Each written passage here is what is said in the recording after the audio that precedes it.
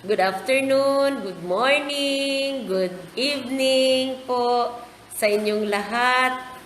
Saan man pong dako ng mundo kayo naroroon, mga ka-online Bible study. Ito na naman po ang iyong lingkod, si Julie po. Yan. Pagpatuloy na naman po natin yung ating online Bible study at number 7 na po tayo. O ayan, ang unang viewer natin, si Ma'am Julie, si Ma'am Julita Saribay Alcanciado. Hello Ma'am, good afternoon. Thank you for watching. Yan, ayo po yung kauna-unahan dyan. Ayan, God bless you po. Okay, so last meeting po, before natin na i-shout out, nandyan na rin si Ma'am Juby de Castro, one of our leaders in the EPS in the division of Ilocos Sur. Hi Ma'am, good afternoon. Yan po, God bless you for watching. Ayan, so bago natin po i-shout out yung mga nag-like, nag-share, nag-comments sa Bible study number 10. Yan. Pero ito po ay Bible study number 17, pero i-shout out natin po yung mga nag-like, nag-comment ng Bible study number 10. Meron po tayong 548 views kasi part 1 and part 2 yun. So may 548 views at meron po tayong 180 likes. Yan po. We have 17 shares. Ayan. So mga kapatid, nakakataba po ng puso ang inyong pagsuporta at meron ding 14 comments. Ayan po. So, andyan, sunod-sunod na yung mga nandyan, mga viewers natin po. So, Maricel Ramos Kubangbang, si Ma'am Juliet Christy Aquino, sino pa yung mga iba dyan? Si Marie Chris Corona, ayan, Villalon. Okay, so, ngayon po, medyo i-review lang natin yung napag-aralan natin last meeting before ko i-shout out yung mga nag-like, nag-share noong Bible study number 10. At ipanalangin po natin na sana hindi po mangyayari dito yung ganong kalakas po na bagyo na ngayon na nangyayari po sa ibang bahagi ng Pilipinas. Ayan. So, sinasaway natin sa pangalan ni Jesus na sana hindi makarating dito yung ganun kalakas po na bagyo. At sana naman tutulungan ni Lord yung mga biktima po ng bagyo. Ang lakas-lakas po doon sa area na signal number 5. Yan, ipanalangin po natin din sila. Okay, so ang huli pong napag-aralan natin ay tungkol po sa fellowship. Yan. So, the purpose of fellowship na sinabi po natin, a believer is encouraged and grows in Christ po. Yan. So, world comes to know that Jesus was sent by God. Andyan din. Ayun din ang So, yun ang purpose ng fellowship po para tayong mga believers po ay ma-encourage to grow in Christ. Yan yung sinabi ko na religion cannot save a person, pero po ang kagandahan po din ng religion or fellowship is mag-grow po tayo doon spiritually po. Ayan. So, yan. So, what are the conditions of fellowship? Napag-aralan natin that a basic commitment to one another. Yan po. May commitment po ang bawat isa. Nag-i-encourage, nagtutulungan, they worship together. Yan. Tapos, dito po sa our commitment must be ay, sabi po dito, true fellowship is Christ-centered. Yan. So, yan, true fellowship is Christ-centered po. Hindi po yung sarili ang maitataas po, kundi po yung si Kristo po. Yan. So, walking in the light, sabi po natin, napag-aralan din natin that we have to walk in the light. In the fellowship po, ayun kasi kakounsel po yung iba, nagpapakounsel kung ano ang tamang gawain, tapos yun, nagtutulungan na, nagpapayuhan na at kino-comfort po yung mga nalulungkot. So may we express also our deepest sympathy to Ma'am Roslily Sikia in the death of her mother. Yan, bats ko po. So, condolence bats, Roslily. Isa rin po siya sa ka-online fellowship natin dito po. So, now, a genuine interest in the other's well-being. Yan po yung sinabi ko na sa fellowship po, loob po ng fellowship, meron pong genuine na interesado po tayo sa bawat isa. Ayan po, kaya doon na ko-comfort po ang mga kapatiran dahil tayo po ay interesado sa bawat isa, welcome na welcome sila kapag dumadalo po sa fellowship. So, you are all welcome here, mga kapatid, mga ka-online Bible study, ka-online fellowship na rin kayo po. So, kung sino man po yung magpe-prayer request, pwede niya lang pong mag-prayer request. Kung sino man po yung magpapa-counsel, ayan po, pwede rin pa-counsel din. Yan. Okay, so, sabi din dito, a willingness to lay down one's life. Ito po kasi yung ginawa ni Jesus Christ. So, kapag willing na po tayo na si Jesus Christ ay ganun ang kanyang ginawa, pati rin tayo po, willing na rin po tayong mag-sacrifice sa loob ng fellowship para sa ating mga kapatid po.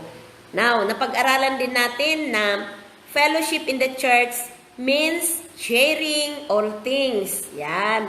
Yung nabanggit ko po na tuwing may mga programs sa fellowship or mga church, Thanksgiving days, etc.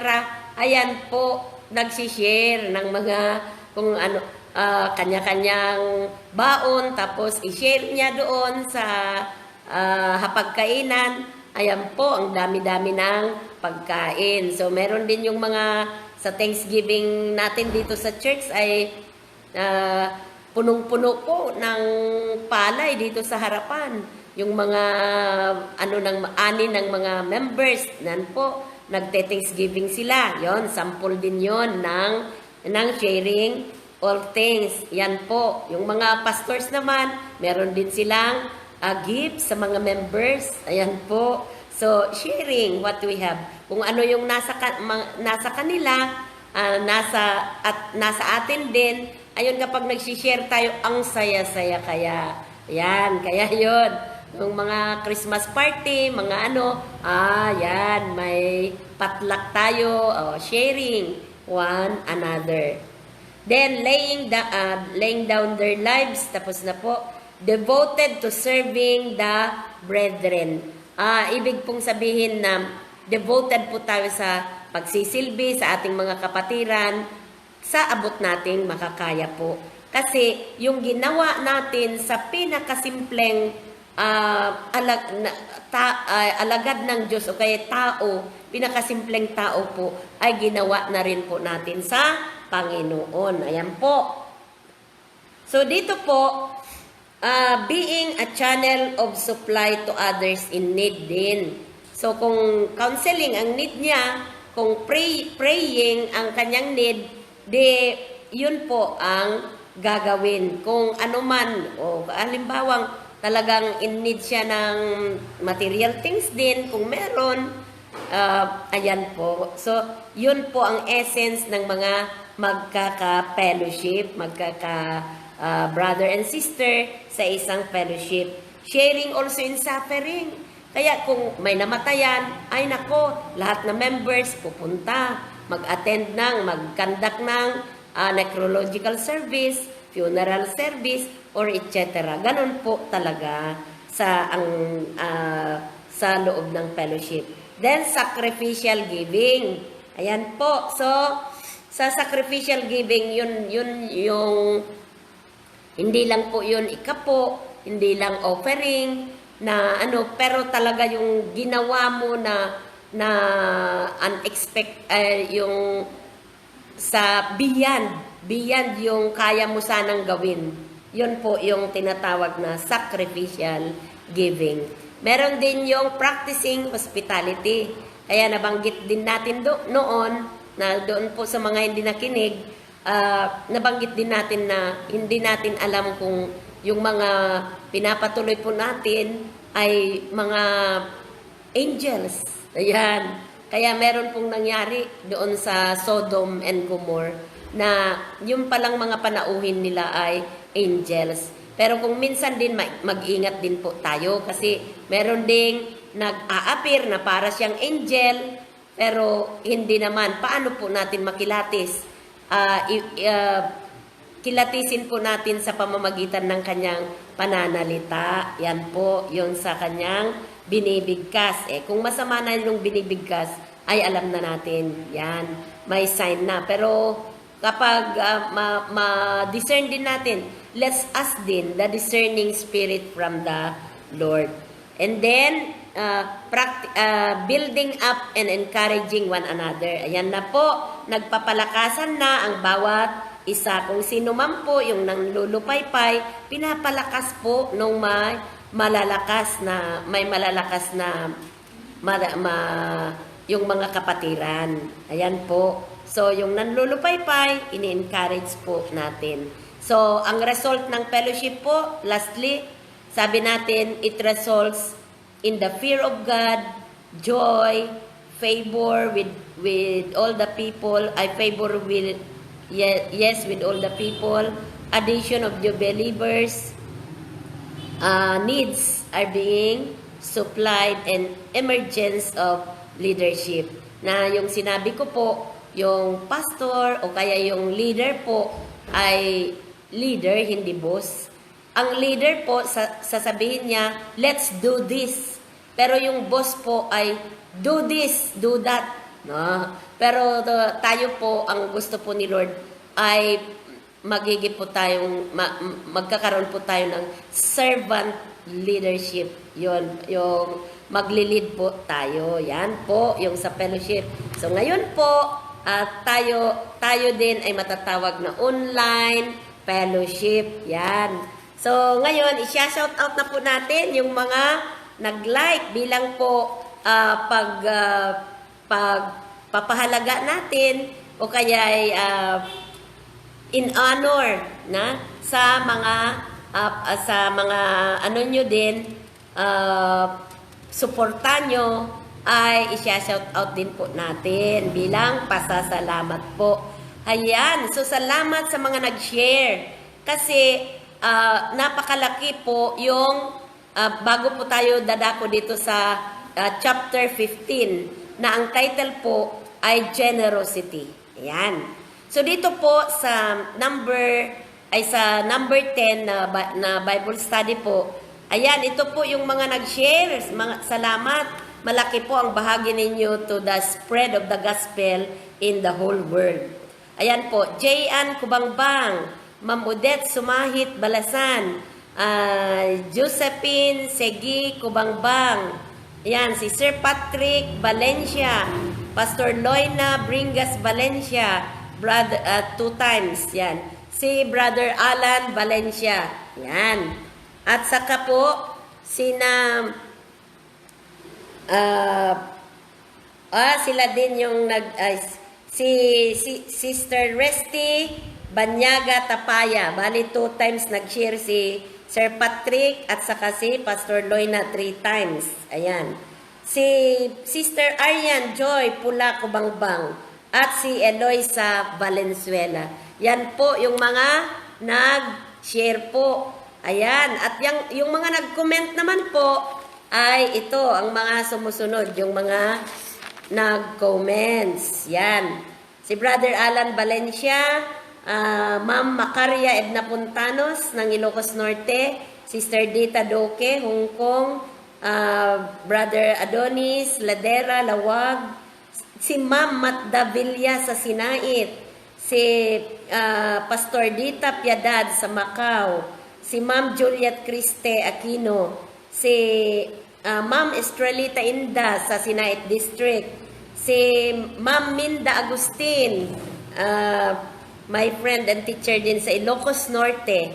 Yan. Si Ivana, yan po yung mga nag-comment. Si Sister Vitalin Lyonson, si Sister Nora Tumpong, si Mark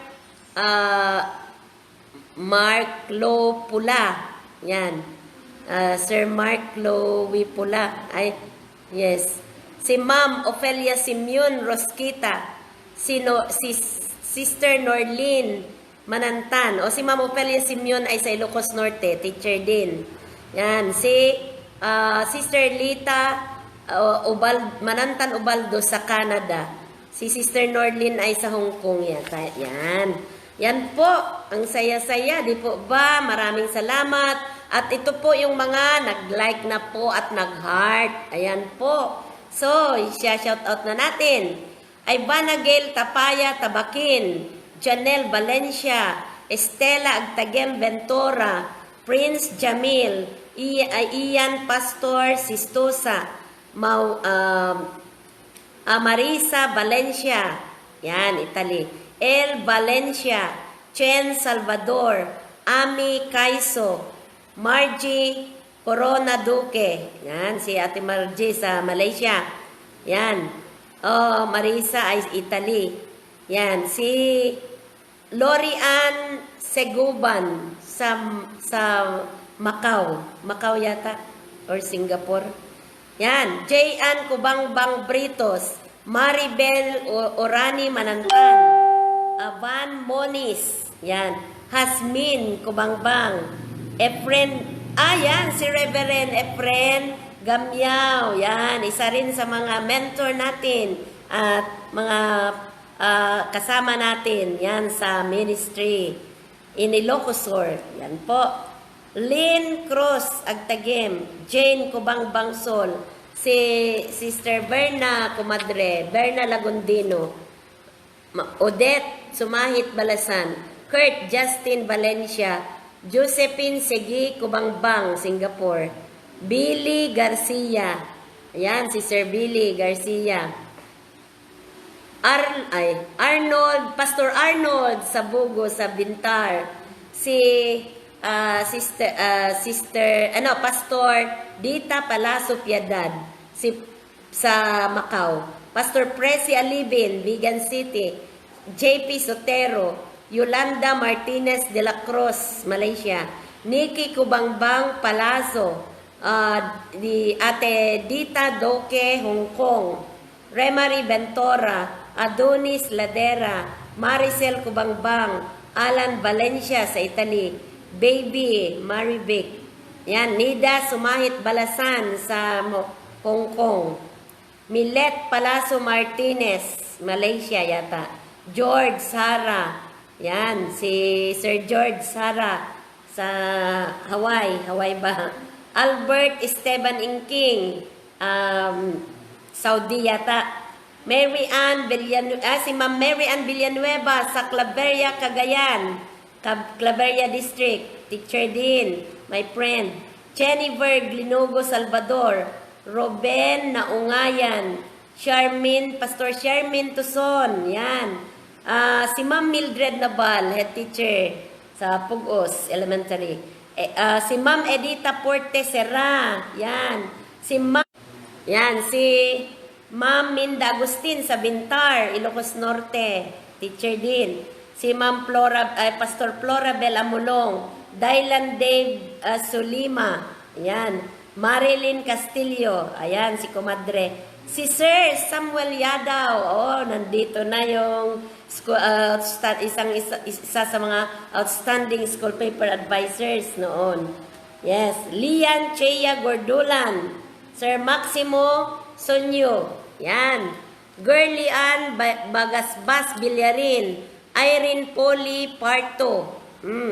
Si Patricia Marisol Merin. Si Ma'am Norma Escueta. Yan. Si Ma'am Predesminda Pilutin Lucas, Lawag City. Ayan. Si Eloisa Valenzuela. Evelyn, si Sister Evelyn Pajes Sunido. Si Sir Nestor Kubangbang Jr. Si SCS, Kabugao South Central. Ma'am Mildred Naban, yan, head teacher in Pugos. Yan, Arbanilla, si Ma'am Janet Sabugo Arbanilla. Yan, si Ma'am Primitiva Serrano, Graciel Ann, si Ma'am Helen Batawi, si Azira Nguna Kanbil, Asaira, yan. Si Ma'am Asaira. Then si Ma'am Agnes Yakap. Si Ma'am Flordesencia Sonyo Serna. Sir Brother Gilberto Banyaga. Sir Edimar Tuya. Ma'am Christy Morelia Savelia. Adrialin Villarin Jimenez.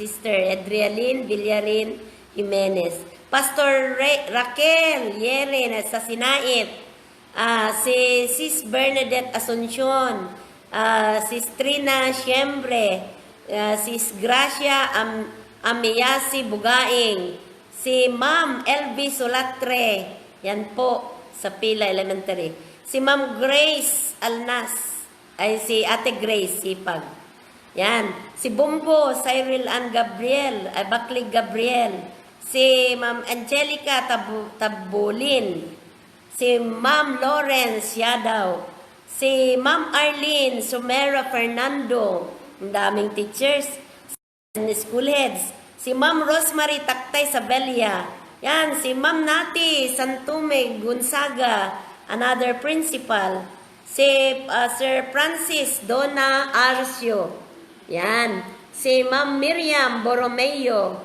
Sis Rodelin Rosario, Sir Edison Sabeliano, head teacher, Arnap Elementary, si Auntie Mirna Agtagem, si Ma'am Gina Serrano, si Ma'am Macaria Edna Fontanos, Ilocos Norte, si Sis Vitalin Leonson, si Ma'am Daisy Castillo, si Sir Ronel Mananta, head teacher po, si Ma'am Sherlyn Salon Nabal, Jonalyn, si Ma'am Mat Davilla sa Sinait, si Sir Jonel Pasis Pines, si PTA President Nerio Lopez ng Cabugao North. Yan. Si Pastor Dita Palacio Piedad, Kurt Justin Valencia. Yan po. Ivana Gail Tabakin, Justin Tapaya Tabakin, Maribel Orani Manantan, Marites Agtagem, Ami Kaiso, Flora Benilda Amulong, Bethany Palaso, Alan Valencia, Dita Doke, El Valencia, Princess Joy Agtagem, Janel Valencia, Ronel Doke, J.Ann Kubangbang Britos, Estela Agtagem Ventura, Roth Bringas, Isagani Perez, Italy din, Dita Palacio Piedad, Dale Love, Pastor Presi Alibin, Yolanda Martinez de la Cruz, Pastor Elena Pader, Sis Marisa Valencia, Sister Carla Lorraine Estaras, Irma Barroga, yan, si Ma'am Arlene Garcia Saribay, ayan, Pastor Ninoy Aquino, malapit na po, Ma'am Primitiva Serrano, Pastor Francis Sabines, yan, sa 2nd District. Sister Bernadette Asuncion. Ito kasi yung part 1 and part 2, kaya yung iba po naulit po, kasi part 1 and part 2. Sir Maxi Sonyo, Girly Ann Bagasbas Billarin, Ma'am Mildred Nabal, Hazel Sonyo Samelin, Felix, Ma'am Norma Escueta, Baby Jean Pinera, Ma'am Daisy Doke, Eloisa Valenzuela, Juliet Asuncion Tapaya, Sir Nestor Kubangbang Jr., si Ma'am Jolie Simbe Sahor, si Irene Poliparto, si Ma'am Sergio Pel, Glenn Beha Sumera, Norlin Manantan, Ma'am Imelda Sahor Giron, Pastor Nimpa Ramos, Sir Harry Sabugo, Jacqueline Bringas Bakali, Sis Flor del Cencia, Sonyo Serna, Jonalyn Kagawad May Valencia, Ma'am Christy Morelia Sabelia, Eileen Jimenez Orbayo Lico, si Ma'am Belma Lasso Dalandan, another school head. Ako si Aids, Sir Eddie Martuya, Edrialin, si Sis Idrialin Villarin Jimenez, si Ma'am Mary Ann Villanueva, ayan, si Ma'am Imel sa Cagayan, si Ma'am Imelda Retota Baldubino, yan, San Juan. Juanita, si Ma'am si Ate Juanita Felonia sa Spain. Si Ma'am Evangeline Gabriel, Jennifer Glenogo Salvador. Ayan po. Si Sir Rogelio Magpali, the husband of our EPS, Dr. Maribeth Magpali. Yan po. Welcome, sir. Mark Lowy Pula. Josibel Petche Pitanyo. Ayan, si Bats Josibel.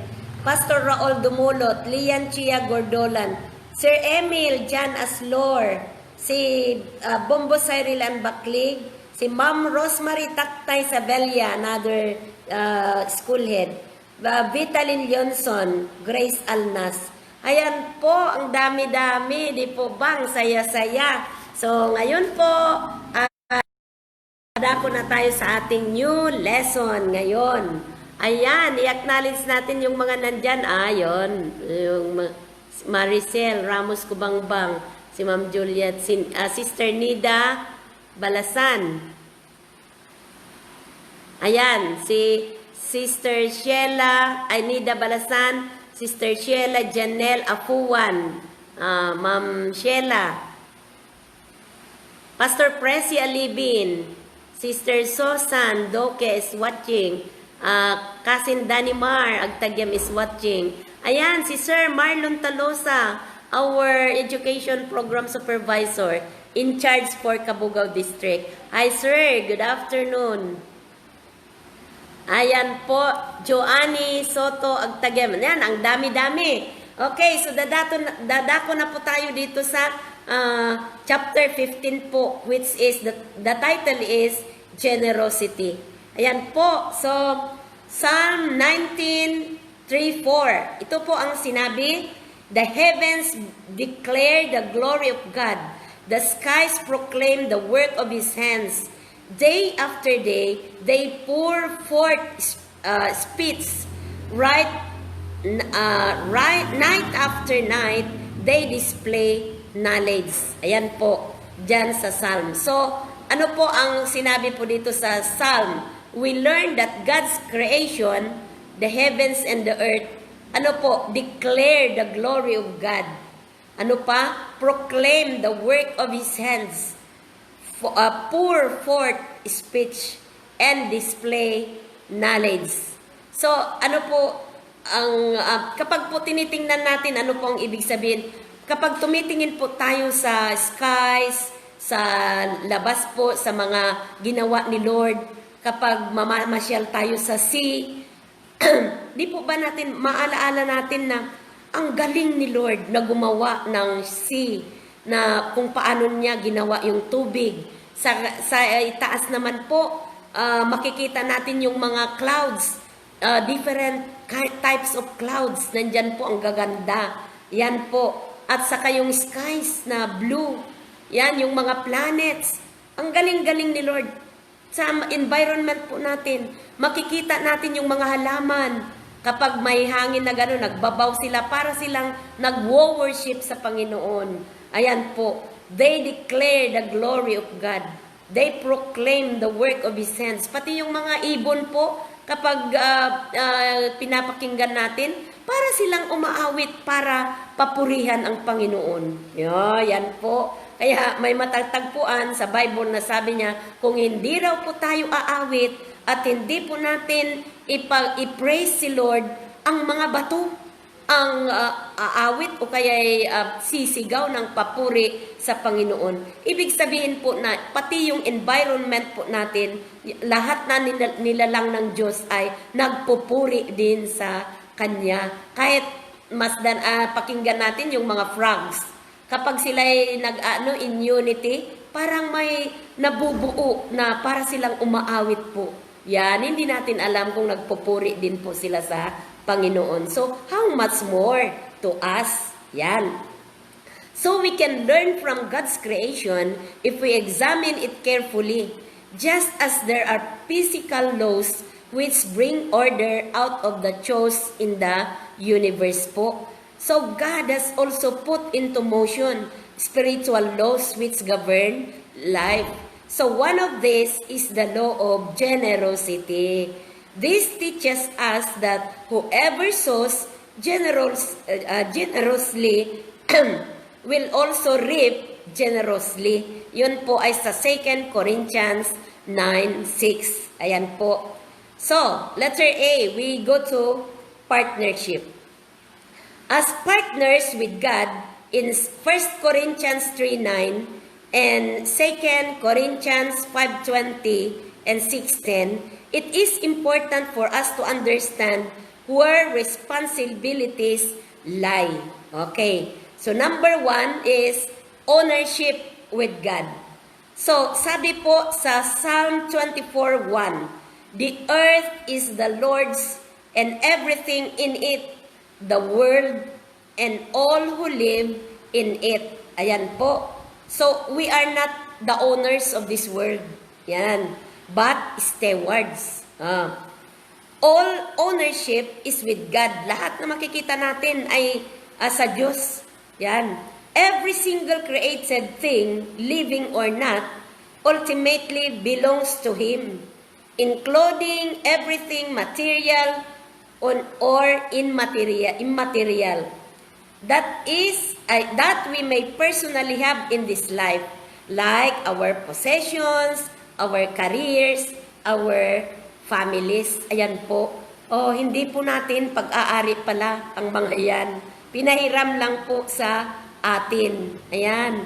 So, kapag tinitingnan, pero siguro, sasabihin nyo naman, bakit yung mga nagtitinda ng isda, free naman na kinuha nila sa dagat? Kasi, kay Lord nga, create nga ni Lord yung mga isda. Syempre naman, kabuhayan yun. At gagasta naman po sila ng gasoline, at saka yun naman po ay allowed ng ating government po. Pero kung iisipin natin, tulad ng mga, kung minsan nga, pati yung kabute, di ba? Yung kabute, uong sa Ilocano, ay libre na lang yan kapag, ewan ko, hindi ko alam kung kailan, bakit tumutubo, bigla na lang kapag yung may lightning, ayun, biglang ang daming kabute. Free yun na binigay ni Lord, di po ba? Pero siyempre, yung nakakita ay nako, kung minsan naman, napakamahal ang kanyang pagbebenta. Meron pa yata akong narinig na 200 yata, 250 per kilo, mga ganun po. Pero, yun ay ano lang ng ating aral lang na lahat na makikita po natin ay create po ni God, hindi po natin pag-aari. Even yung possessions natin, pagkukunin na ni Lord ang ating buhay, ayan, wala na po, hindi na po natin madadala. Pati po yung mga possessions, ay yung careers natin, pati po yung mga families, maiiwan po sila kapag kinuha na ni Lord ang ating buhay. Yan, pinahiram lang. Pati itong buhay natin, hiram lang po natin. Kaya napakainam po na meron po tayong ganito na way na kung saan malulugod ang Panginoon. Kasi alam nyo po yung preaching ko kaninang umaga sa Sunday service na malalaki ang box sa taas. Ayun, at kapag haharap na po tayo sa Panginoon, talagang titingnan doon isa-isa yung mga ginawa po natin na kalugod-lugod sa Diyos. At alam ko mga kapatid, mga ka-online ka-online Bible study na isa po ito sa ginagawa ninyo na maisusulat po sa aklat doon. Kasi sa Judgment Day, ayan po, merong taga-buklat doon na angel sa malalaking mga aklat doon. At kapag po tiningnan na niya si Jesus Christ, nagkaintindihan na sila, alam na niya kung merong kang ginawang kabutihan na matatagpuan doon at kung karapat dapat kang i-welcome nila doon sa eternal life. Yan. So, karapat dapat ba tayo na sabihin ni Lord balang araw, welcome my good and faithful servant. Ayan. Come and rejoice with me. Yan. So, sa eternal life na po, yun, wala na pong katapat na joy ang mararanasan natin doon. So, lahat na nandito po ay pag-aari po ni Lord, wala pong sa atin. Kaya po, hindi po, dapat po, hindi nakafocus na 100% ang ating mga attention po sa mga possessions lang, sa ating mga ari-arian, sa lahat na nandito sa mundo. Kasi maiiwan din po natin ang mga ito. At ang mahalaga po, bigyan din natin ng time ang ating mga kaluluwa. Kasi we are preparing our souls po. Kasi anytime kukunin ni Lord ang ating buhay. O kahit nasa atin na lahat. Kung yung kaluluwa natin, hindi natin na i-prepare po. Kaya po, itong Bible study, alam ko, nalulugod si Lord sa inyo dyan. Isinusulat na ngayon na kayo po ay nakikinig ng Bible study. Ayan, so salamat po. Number 2, sabi dito, stewardship is with us. So we are not owners, but stewards. A steward manages and takes care of that which belongs to someone else. God owns everything, but as stewards, we manage and care it for Him. Kaya nga po, we have an obligation to be faithful in this stewardship. Kaya nga po, tulad ng mga kahoy na napuputol, na sobra na nating yung mga kalikasan po, kaya nga may mga advocacies na magtanim tayo ng kahoy, ganun, i-preserve natin ang ating kalikasan. Ayan, kasi responsibility din natin na i-preserve po natin ang kalikasan natin, ang nature na binigay ni Lord na ating tamasahin. Ayan po. So, kung marumi yung tubig, kung nagtatapon tayo ng basura, o di marumi na rin yung gagamitin natin kasi tayo po binigay sa atin para i-manage po natin ang mga resources na ito. Yan po. So, sabi po dito, the Lord holds us accountable for the special responsibility of managing and taking care of the things He has given. Ayan. Sa Matthew 25:14-30. So, when we understand this owner-steward relationship that we enjoy with God's property, then it becomes easy to give. Ayan po. So, kung halimbawa, may marami kang tanim na malunggay, oo, very easy. Kasi yung malunggay naman, sasabihin mo naman, hindi naman ako ang nagpatubo ng malunggay, ako lang ang nagtanim, pero si Lord ang nag-take care para magkaroon ng dahon. Okay, so, sige, kukuha kayo ng uulamin ninyo. Parang ganun po. Ayan, so, yan, imamanage lang natin. Ngayon, before God, stewardship covers every single thing that belongs to us. Ayan. So, ano po yun? Our life. Oh. Sa Acts 17:25, 1 Corinthians 6:19, Galatians 2:20, and Job 33 verse 4. Sinabi po dito na before God, stewardship covers every single thing that belongs to us, our life. Yan. Every single thing that belongs to our life. Ayan po. Every single thing that belongs to our time. Ayan, in Psalm 90:12, Ephesians 5:15 to 16, at Colossians 4:5, yung time po natin. Yan. So, dapat yung life natin, dapat kalugod-lugod sa Diyos at masisave po. Yung time din natin, kung binibigyan natin ng time ang ating mga pang-araw-araw na gawain, much more sana na bibigyan natin ng time na para po sa mga ganitong pagkakataon na para po ito sa Panginoon na lumikha sa atin. Another, our talents and abilities.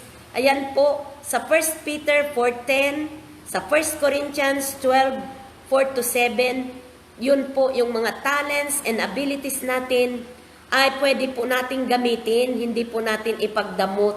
Ayan, so yung mga leaders natin na nandyan po, salamat po sa pag-give nyo ng technical assistance. Ayun, yung mga EPS natin, nagbibigay sila ng technical assistance to our teachers. Ayan, so yung talents, yung abilities, hindi po natin ipagdadamot kasi yan po yung law of generosity. Yan. So yung kung abilities, kung ano man yung mga abilities natin, yon. So titingnan nyo yung mga gumagamit ng abilities nila, dumuduble, trumitriple pa. Yung maraming talents, yun pang nabibigyan ng talents. Pero yung madamot sa kanyang talent na hindi po niya gagamitin, lalo pang nawawala.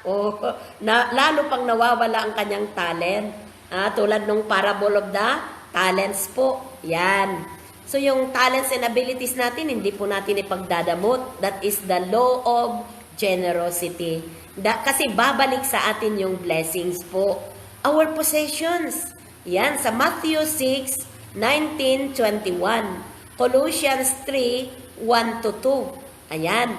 So yung possessions natin, maganda po. Kung ano yung mga meron sa atin, yung mga kayamanan, mga material things man, or financial or whatsoever.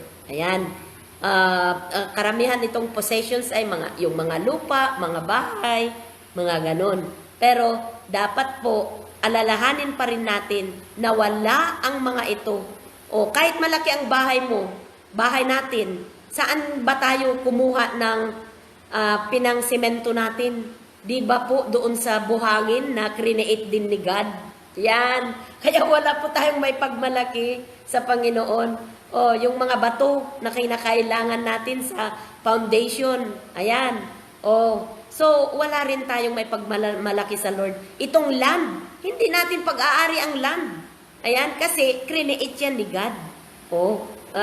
Ano lang po tayo? Yan. So our finances, 1 Timothy 6:6-10 and 17-19. Ayan. Matthew 6:24. Yung mga finances din natin. Siguro, hindi masama yung marami kang ipon, marami kang kung ano yung meron. Pero, ang question is, are we giving also what is for God? Ayan. Sabi ni Lord, ibigay mo kung ano ang para kay Cesar at ibigay mo ang kung ano ang para kay Lord. So yung si Cesar kasi, siya yung naniningil ng buwis. So ibig pong sabihin, mag-pay tayo po ng mga taxes. So tayong mga nasa government po, yan, nakakaltas na agad sa payslip. Ayun po, yung obligation po natin sa ating taxes. So yun, nag-pay na po tayo.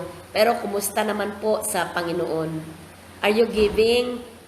Are we giving our offerings in the church? Kung pumupunta kayo doon, nagsisimba kayo doon, ayan, sa pagsisimba, di ba may mga offering po. Nagbibigay po ba tayo? Yan. So, yun din ang inaano ni Lord na ibigay din natin ang para sa Diyos. Yan. Pero kung minsan, ang nakaugalian ng mga tao, nako, pinipili yung barya. Hala, ang daming ang tik nung papel na pera andon. Pero ano ang ginagawa ng karamihan? Pinipili yung kung ano yung barya doon sa kanyang bulsa.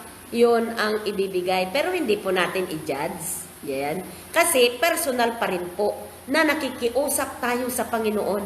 Eh kung sabi nga niya doon sa Luke, uh, sa Luke, sabi po doon, 6:38, yan. Sabi po niya, try me. Yan. If I will not pour out the abundant blessings from above. Yan.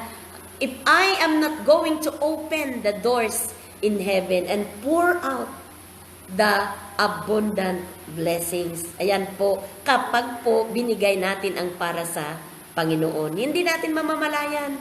O halimbawa, nakapagbigay tayo ng any,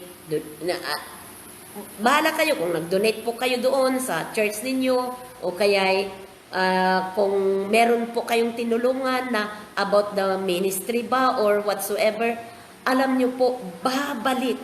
If not 10 times, 100 times, or 100-fold, 1,000-fold.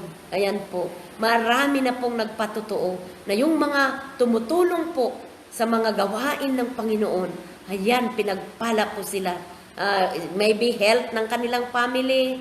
Ay, naku, pastora, ay, hindi na po nagkakasakit yung ano, parang ganon. Pastora, salamat. Alam mo, mula noong ganito, yung ganyan. Ayan po. So, hindi man yun po ay conviction po kung magkano po ang ibibigay ninyo sa Panginoon. Ayan. Pero, yun po ay obligation po din natin. Wala pong magdidikta kung magkano ang ibibigay mo kapag kayo ay pumupunta sa simbahan. Kasi po, nandito, try me, sabi ni Lord. Ayan. So, hindi man mayaman na mayaman ang mga naglilingkod ng Diyos, pero ibang kayamanan po ang ating natatamasa. Kami ngang mga pastor, ang joy, hindi na yan matatawaran. O wala man sa amin ang mga material possessions na mga kayamanan or whatsoever. Ang joy sa pagsisilbi sa Kanya na alam natin na ang ating kaluluwa ay yung reward natin ay matatanggap natin balang araw. Ayan, after the judgment day. Yan po. So, yan. O araw ng mga patay ngayon, yun, dapat maalaala natin na ang kaluluwa natin, meron po yang pupuntahan. Okay, so ano po ba yung giving in the early church? Yan po sa Acts 2:44. All the believers were together and had everything in common. Selling their possession and goods, they gave to anyone as they had need. No one claimed that any of these possessions was his own, but they shared everything they had. Noon kasi marami po yung mga widow na po, namatayan ng asawa, yung mga napakahirap na ang kanilang mga pamumuhay, yung mga sa kapatiran. Alam niyo ang ginawa ng iba, naku, bininta na nila yung hindi na nila masyadong kailangan, itinulong na nila sa iba. That is the essence po in generosity. Kaya po, sa pandemic na ito, ang dami pong nagbibigay ng ayuda na tuwang-tuwa po tayo. Kasi ang dami pong ayuda, parang ganun po. Ayan, dito po sa amin, mapalad din po kami. Siguro, ganyan din sa inyo. Nako, may time noon, sunod-sunod ng karne, isda, squid, kung ano-ano yung mga binibigay. Halos araw-araw yan na may dumarating na mula rin sa mga kapatiran. Yan, dito mula sa mga residents dito po sa amin. Bagamat nasa abroad sila, nagpapadala. Ganun noon, ang saya-saya. Meron pang nagsabi na buti pa ngayon na pandemic, sabi niya. may nagbibigay ng ulam ko, sabi niya. Nung walang pandemic, wala kahit isa. Pero, ano na yon, parang joy na niya yon. Yan. Okay, so ganun. Ganun ang talagang essence po ng generosity. Kung ano ang meron natin, yung hindi yung kapag, alam nyo po, kung maasim yung mukha natin na nagbigay, kahit nagbigay ka lang ng isang bowl na ulam, kung parang napipilitan lang tayo, alam nyo, hindi rin ma-enjoy nung kakain. Pero kahit napakasimple, kahit isang buong isda lang na binigay natin, kung naka-smile ka na nagbigay, ay, tikman mo ito, ang sarap-sarap ng pagkaluto. Ayan. Ma-enjoy din yung talagang maramdaman din niya na may joy yung nagbigay. Pero yung napipilitan tayo, huwag na lang tayong magbigay. Kasi pag napipilitan tayo, siguro madaling masira lang yan. Kung napipilitan tayo, ay sayang. Sayang yung binigay ko. Sana hindi ko na binigay. Ay nako, madaling masira yun kung material. Oo, mga kapatid. Pero kung nagbigay tayo ng pagkain, ay dapat naka-smile tayo. Baka hindi nila kakainin, baka sasakit pa yung tiyan nila. Yan. So, yan po yung essence ng generosity to our fellow men and also to God. Yan. So, as the number of Christians multiplied, different methods of giving appeared, but all their giving expressed their understanding of stewardship. Yan po. So, which everything ultimately belongs to God. Kapag po na-realize natin na it belongs to God, lahat na nandito sa atin ay belongs to God.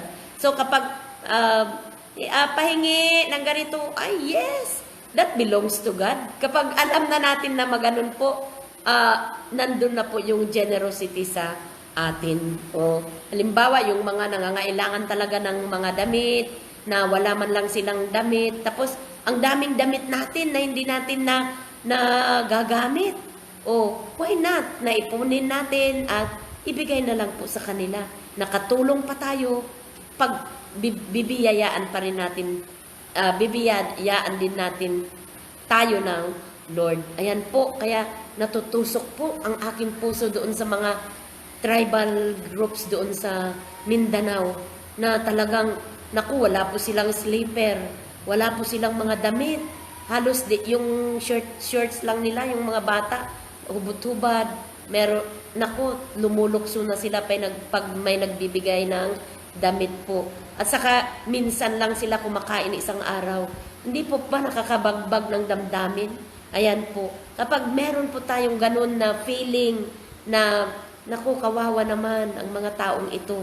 Kapag yun malulugod po ang ating Panginoon. Because we are applying po ito po, generosity. Another. The church supported the needy. So in the early church, special men were chosen to serve as deacons. Ayan. So helpers in the distribution of offerings and gifts for the widows and needy. Yan. Pero po dito sa church natin, nung pandemic, ang nakayanan lang po natin ay mga gulay.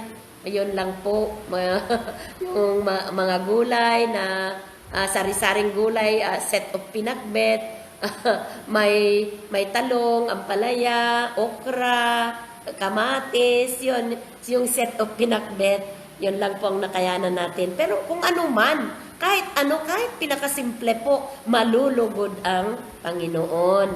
Ayan, churches gave sacrificially to one another. When the Jewish Christians in Jerusalem were in famine, the poor, suffering Gentile church helped them. Out of the most severe trial, their overflowing joy and their extreme poverty welled up in rich generosity.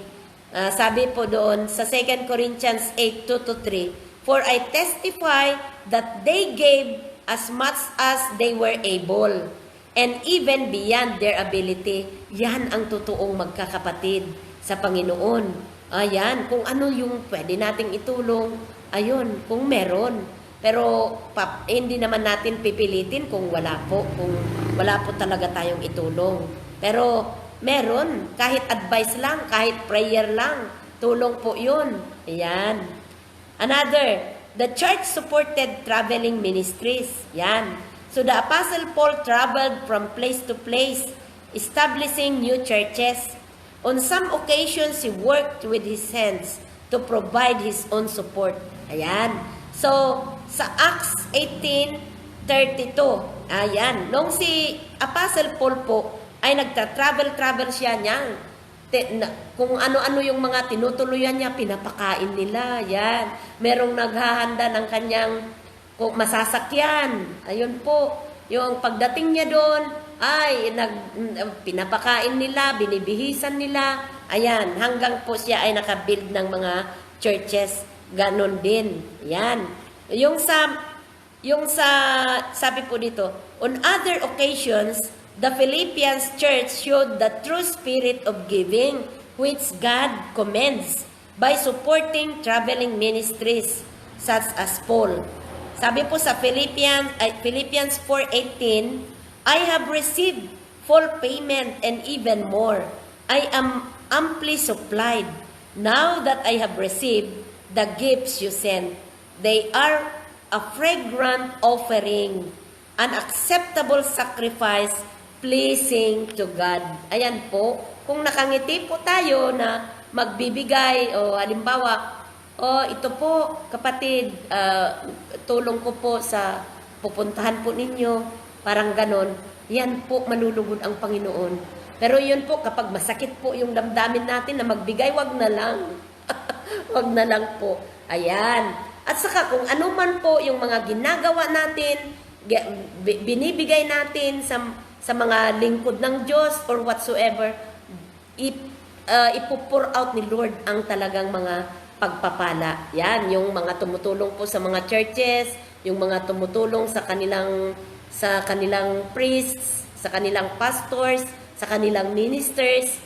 Ayan, malulugod po ang Panginoon. So, Christians work to be able to give. He who has been stealing, sabi po dito, he who has been stealing must steal no longer, must work doing something useful with his own hands, that he may have something to share with those in need. Ayan po. So, mga kapatid, yun ang sinasabi ng Panginoon na magtrabaho po tayo. Kaya nga po, tayo ay nagtatrabaho po. Kasi gusto natin na meron din tayong maibigay kay Lord sa gawain ng Panginoon na from our pawis, from our pinagtrabahuhan talaga po natin. Yan. So, malulugod ang Panginoon. Yun yung mga maisusulat doon sa book of life doon sa itaas na sa Judgment Day. Ayan, bubuklatin yun. Titingnan talaga kung ano kaya ang ginawa ng taong ito, kung karapat-dapat ba siya na mag-stay in my kingdom. Yan, parang ganon po. So, dito, kasi hindi po tayo masisave through good works only. But faith should be accompanied with good works. Kapag faith lang, faith na dead din kapag walang good works. So, magkasabay po yan. Faith and good works. Yan. So, giving was the proof of their love. So, sabi po doon sa 2 Corinthians 8:14. Ayan po. Sa 8:14, sabi po doon, at this time, your plenty will supply what they need. Therefore, show the proof of your love. Ayan po. So, may, yon. O kahit napakasimpleng bagay, ayan, nagpapakita po ng pagmamahal. Ayan. So, God's principles of giving. In 1 Corinthians 10:11, we are told to learn from Israel's example. We are to apply the principles given them by God. At the same time, we are to avoid the mistakes Israel and the leaders made in the wilderness. In the area of giving, we find excellent guidelines that can help us in our giving. Yan. Tatlo lang po ito. Ito na po yung huli. Yan. Last part na po. Number 1, God expect us to begin with a percentage. Yan. So, bring the whole or 10% or 1/10 into the storehouse, that there may be food in my house. Test me in this, sabi, says the Lord Almighty, and see if I will not throw open the floodgates of heaven and pour out so much blessing that you will not have room enough of it. Ayan po. So, ito po yung ikapo na sinasabi sa inyong mga religions po, sa inyong mga simbahan. Kung hindi, meron akong naririnig na tithing, yung tithing, yun po, yun. Tithes. Yung tithes po, ikapo. So, for example po, nasa Bible talaga. Sabi niya, i-test daw natin kung di niya bubuksan. Yan. Open the floodgates of heaven and pour out so much blessing that you will not have room enough of it. Naalala ko nung minsan na in the previous years, nung ano pa lang, hindi pa lang ako guro, may mga ginagawa po kaming basket, laba, mga ganon. Yung ano ko po yung nakagawa po ako ng basket. Ang cute-cute. Oh, yung basket. Alam niyo po ang ano niya, 10 pesos lang kasi mura pa lang noon. Oh, pero yung 10 pesos po na yun, sinubukan ko po, binigay ko po talaga yung piso sa Panginoon. Binigay ko bilang offering. Hanggang po, hindi ko namalayan, nakakagawa na ako ng 2 basket. Ayun, ibigla 3 basket na. Nung 7 baskets in 1 week, nakakagawa na ako ng, yan po nag-multiply. Hanggang po sa dumarami na yung nagagawa namin. Nakapag na ako ng 100, yung 10 baskets, yung 100, binigay ko na naman po yung 10 pesos. Inofferin ko talaga. Kasi sa Diyos yan, lahat yung ginagawa nating basket ay sa Diyos naman. Nakukuha dyan sa yung mga sa kabundukan. Ayan. Libre yun. Bakit hindi ko ibibigay yung para sa Panginoon? Hanggang po sa ganon. Ganon na ganon. Nag-multiply. Dumami ang orders. Hanggang po sa nagkaroon na po tayo ng job. Yan. So, yan na naman, unti-unti. So, yung teacher 1 po, ilan lang. Kapag ibibigay na naman ang ng Panginoon, yan, andyan na naman yung promotion. Hanggang ganon-ganon po. So, the Lord is going to pour out abundant blessings. Ayan. So, sabi po dito, we are to give systematically. Ito po ay pag-aaralan lang natin na kung saan man kayo nandun at magbibigay kayo doon. Kung Catholic po kayo, o kapag sa simbahan po kayo, di ba, faithful po kayo sa pagta-tithes, ibibigay nyo po na subukan nyo, then itry nyo si Lord. Yan. Sabi nga dito, test me. Kung hindi niya talagang pagpalain po. Pero kung, inaano lang natin yung mga barya, asan? Kung may 50 pesos, may 100, ayaw pa natin, pipiliin pa natin yung 20 pesos, ay naku, bahala po kayo. Kasi, hindi naman po, hindi lang po sa material things na makikita natin na bless talaga yung isang tao. Ang pinakamagandang blessing na matatanggap ng tao po is yung kaluluwa niya po na masin. Yung salvation po ng kanyang kaluluwa. Na as long as kakain naman siya ng 3 beses isang araw, meron naman siyang damit, meron namang shoes. Ayan, yung contentment po na nasa kanya, napakalaking blessing na yun. Kahit ang ulam lang po niya ay yung dinengdeng na malunggay, ganun po. Ayan. So, mga kapatid, yan po hindi nyo mamamalayan ang blessing na ang dami po na ibubuhos ng Panginoon. Baka blessing po ng joy, na lagi kang nagjojoy. Ang dami dyan na mayayaman, ang lungkot-lungkot nila. Bakit? Jesus Christ is not in their hearts. Nakatutok lang sila sa kamayamanan sa mundo. Pero ano ang sabi? Ano ang mapapala ng isang tao kung makuha niya lahat ng kayamanan ng mundo pero mawawala naman niyang kanyang kaluluwa? Mas mabuti pa yung si Lazarus nga na mumulot lang ng yung mga nahuhulog lang sa nahuhulog lang doon na pagkain pero naligtas po siya. Lastly na po. So we are to give systematically and regularly. Hezekiah gave orders to prepare storerooms in the temple of the Lord. And this was done.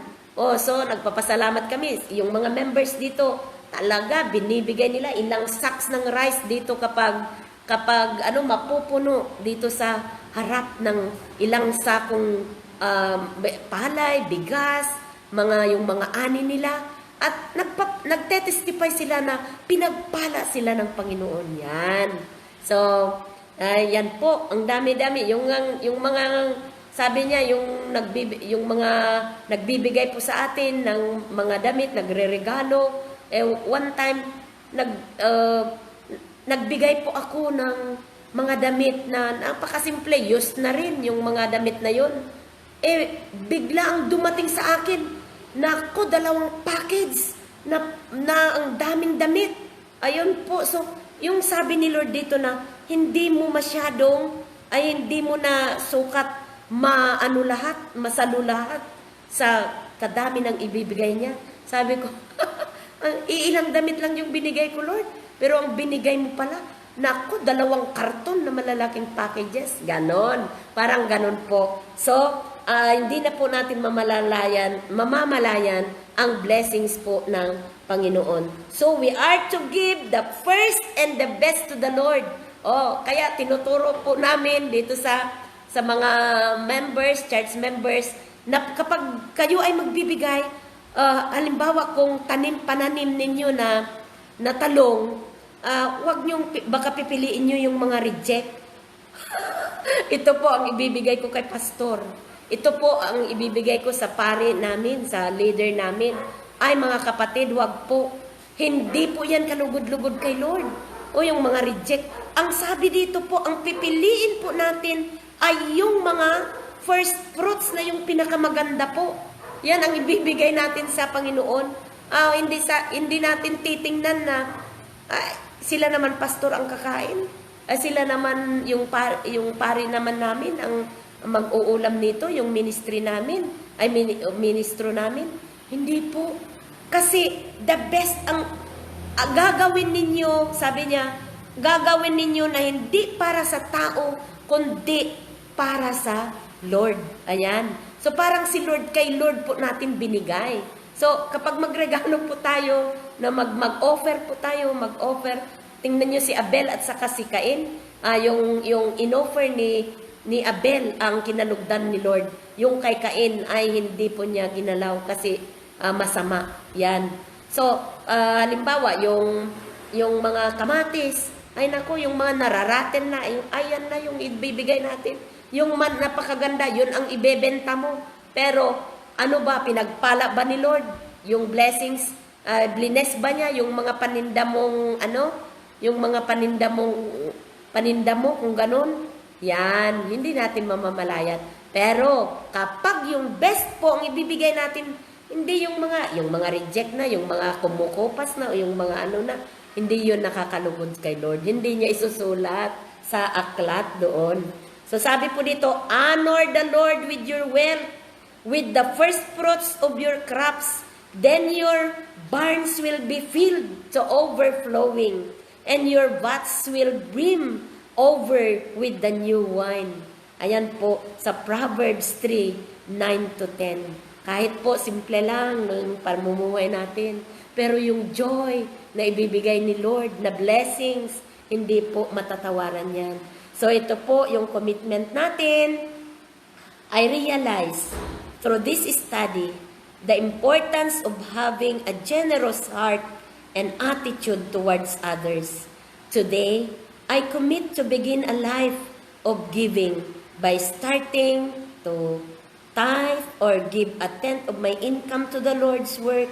I will also encourage and teach others to do the same. Ayan po. Wala pong sapilitan, wala pong hindi po. Ito po ay kusa po, pero tinuturuan lang po tayo na magiging generous dahil pinauunawa po niya na lahat na meron tayo dito sa mundo ay hindi po natin pag-aari. Ayan po mga kapatid.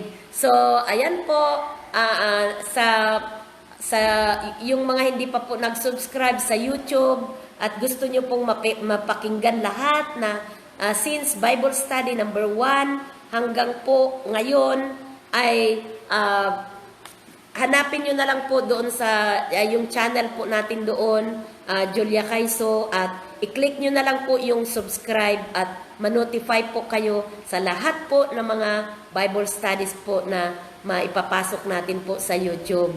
Ayan, so maraming salamat na naman po at God bless you. Ayan po, so hanggang sa susunod.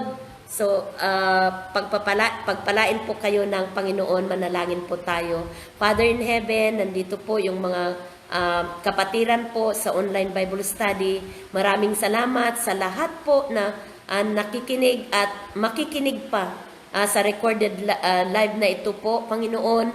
At sana po mabuksan yung puso namin na hindi kami magiging madamot sa aming mga talento, mga kakayahan, kung ano po ang mga meron sa amin, Panginoon, at matuturuan po kaming magiging loving sa aming kapwa po at sa mga kapatiran. So pagpalain mo po ang bawat isa at nawa, Panginoon, tonight po, i-protect mo po kami at magising kami with a healthy, with a sound body, soul, and spirit. So right now, Lord, we give to you the highest praises. In Jesus' name we pray. Amen.